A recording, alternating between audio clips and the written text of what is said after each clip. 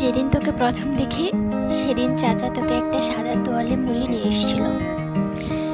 সবাই যে কি খুশি তোকে দেখে, সবাই তোকে নিয়ে ব্যস্ত হয়ে পড়ে।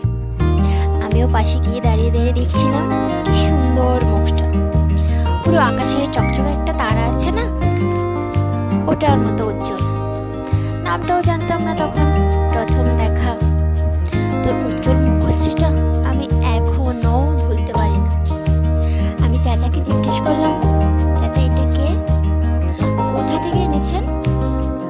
তখন চাচা খুশি হয়ে বলে, একে এক তারা দেশ থেকে এনেছি বাবা, তোমার সাথে খেলবে। আমার প্রশ্ন শুরু হচ্ছিল কিন্তু শেষ আর হচ্ছিল না।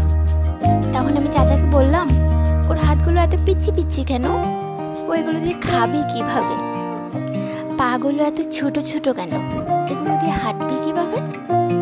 ঠোঁটগুলো এত লাল লাল আর এত ছোট কেন?